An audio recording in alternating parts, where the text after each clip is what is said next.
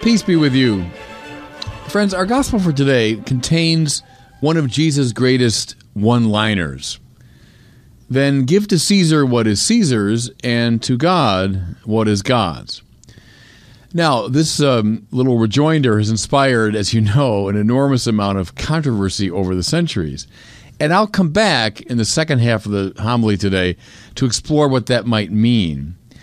But first, I want to get at another spiritual issue that this story suggests. And to do this, we have to look at the context of Jesus' famous saying. It should be clear by now in the Gospel of Matthew, the section we've been moving through the last several weeks, the Pharisees don't care much for Jesus. And they've been sort of coming after him, and he's been coming back at them. They were advocates of religious rectitude, of an uncompromised living out of the Old Testament laws, especially those dealing with ritual purity. Now, Jesus, without repudiating any of that, represented, however, something different, namely a making plain of the heart of the law, which is living in friendship with God. This relationship that he characterized as the kingdom of God. So we're meant to see in these chapters a sort of a contrast between two visions of religion. Well, as a result, the Pharisees are out to get him. And as the story opens for today, they've concocted a very clever plot. They send their representatives to Jesus, but along with the Herodians, which is to say, those Jews supportive of King Herod, the client king of Israel who had been sponsored by the Romans. The Herodians were, if you want, the pro-Roman political establishment. Well, in the presence of these politicos, the Pharisees resolved to ask Jesus about the legitimacy of the census tax paid to the Roman emperor. So, obviously a controversial thing that Jews are being made to pay this tax to the distant emperor of Rome, especially given the fact that lots of Jews were collaborating with this. It was a source of great controversy. But more to it here, it seems to be a perfect trap.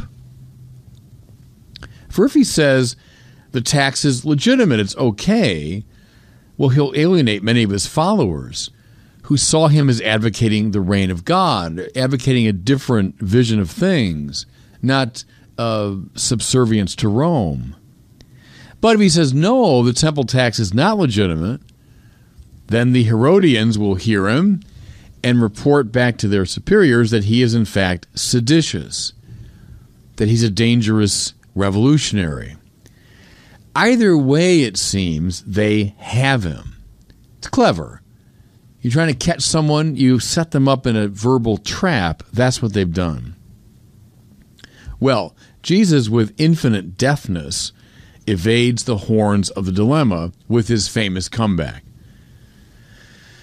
Render to Caesar the things that are Caesar's, and to God the things that are God's. Now, I think we're meant to see several things here. First, we're meant to meditate upon the meanness of a lot of religious people. I'm not saying it to be provocative. I just think it's the case. You know, up and down the centuries, people have talked about the special sort of hatred that religious people can muster. The medievals talked about odium theologicum, which is a theological hatred. And they identified it as perhaps the worst species of hatred. You know, we hate for all kinds of reasons, but when you hate for theological reasons, there's a very special intensity. Someone has a different religious opinion than I, and I want, as a consequence, not simply to convince him otherwise, I want to destroy him. At the limit, this gives rise to September 11th, but in lesser forms, it gives rise to character assassination, cruel words meant to hurt, insinuations designed to derail a career, etc. You know what I'm talking about. The way religious people can sometimes just be at each other's throats in a way that is very cruel. Now, mind you, I'm not blaming the left or the right or the center. I'm blaming everybody. For this sort of thing is rampant in religious circles. Take a look, if you doubt me, at a lot of religious magazines and especially websites today. Sometimes it's just frightening to look at religious websites and the amount of venom they can generate. And these can be websites, where Catholics read other Catholics. But the level of hatred is so intense that it just sort of shocks you. It puts you off. Friends, here's a bottom line principle. Take it to the bank. I have no fear of this being contradicted. You can't serve the God of love by hating people. Period. Let me say that again. If you're trying to serve the God of love, and that's the God that we all claim we're trying to serve, you can't do it by hating people. Because in the very act of hating people, setting them up for destruction, trying to trap them with your words, in the very act of doing that, you're undermining the God you're claiming to proclaim. Now, those who have listened to me for a long time know that I'm not namby-pamby when it comes to theology. You can argue a position. Nothing in the world wrong with that. You can find someone to be mistaken. Nothing wrong with that, and you can point it out. That's perfectly valid. I like good theological arguments. I like having good religious arguments. I don't think we're all deep down saying the same thing. I mean, you know that. You've heard me for a long time. But you can't hate. Otherwise, you're undermining the very message you're trying to propagate. See, this is the problem with the Pharisees as they set this thing up. It's done as an act of hatred. They're trying to destroy him. Notice, too, in that story begins, they're trying to flatter him. Oh, Jesus, we so admire you because you're, a man of great honesty and truth. Come on. From the beginning, they're trying to trip him up. They're trying to destroy him. See, and this is precisely why Jesus refuses to cooperate with this question of the Pharisees. He sees through it. He knows this is not an honest theological question, and so he does not play the game. See, that's part of the strategy here in the famous comeback, is he's refusing to situate himself on the horns of this dilemma. He sees through their purpose and their intention. And I might suggest to you, friends, it's not a bad strategy when you're up against religious haters. There are people that want to draw you into their games, into their strategies. They want you to answer in kind. See, because when you do, you justify them in their original hatred. So it's not a bad strategy when you have seen through somebody's intention, simply not to cooperate with them. Now, I know it's difficult. They're trying to bait you. They're trying to draw you into the battle. Resist them. Is not a bad strategy. Okay, so there's the first thing I think we're meant to see here is this fact of religious hatred and how perhaps best to diffuse it. But then there is the answer that Jesus gives, which does have a more substantive purpose. This wonderfully clever response, which has inspired so much discussion ever since. First, notice, friends, how important it is that Jesus gives a both-and response to a question that was forcing him into an either-or. Do you pay the temple tax or not? It's one or the other. It's either-or. Well, see, here's the thing. Sometimes questions really are either-or. Are there 20 people in this room or not? Well, that's pretty straightforward. Did you finish your homework or not? There's a yes or no answer to that. Sometimes there are questions like this even in the spiritual order. Is God absolute in your life or not? Is Jesus your ultimate concern or something else? Those are the bracing either-ors that do emerge in theological conversation and in the spiritual order. But more often than not, spiritual and theological questions invite a both-and answer.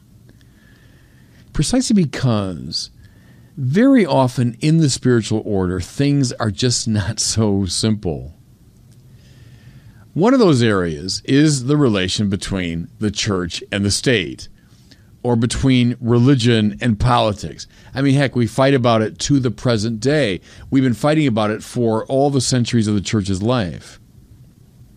So, Jesus says, "Render to Caesar the things that are Caesar's, and to God the things that are God's." Now, what he's making clear here at first is there is a legitimate distinction between the spiritual and the temporal.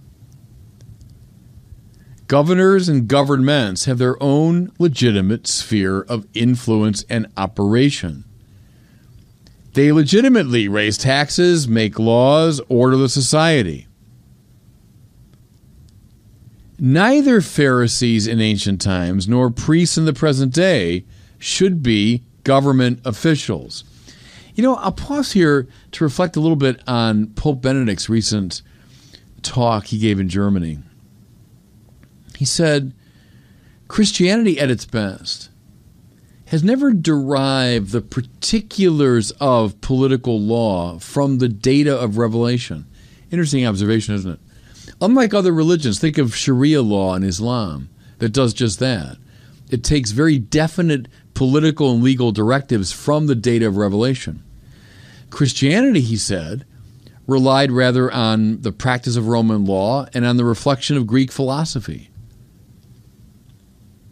What it allowed for, in short, was, to some degree, the legitimate, independent functioning of government apart from the church. At its best, Catholicism never moved toward a theocracy, where popes and bishops were the political leaders of Europe. Now, certainly popes and kings and emperors battled, and there were struggles over the centuries, but at its best, the Catholic tradition never moved in the direction of theocracy. John Paul II, by the way, saw this with very great clarity. It's why he directed that no priest should serve formally in government. Remember that way back in the 1980s, he determined that priests should just not be directly involved in the government of the society. I mean, as a priest, I shouldn't enter Congress and start formulating the details of tax law. I shouldn't be negotiating treaties in the Senate. That's one side of it. Render to Caesar the things that are Caesar's, and to God the things that are God's. There is a legitimate distinction. But now, think about this as I close. In the ultimate scheme of things, everything belongs to God, since God is the creator of all. Everything belongs to God, including Caesar. See, what does that mean? It means that everything, including this legitimately independent political operation, is finally under the moral and spiritual aegis of God. That's why the same John Paul II, who said priests shouldn't be directly involved in government, also spoke with such eloquence and power against the communist regime in his homeland. That's something of the subtle, nuanced, complex answer to this question that Jesus gives. Not an either or, but a rather eloquent and fascinating both and. Render to Caesar the things that are Caesar's, and to God the things that are God's. And may God bless you.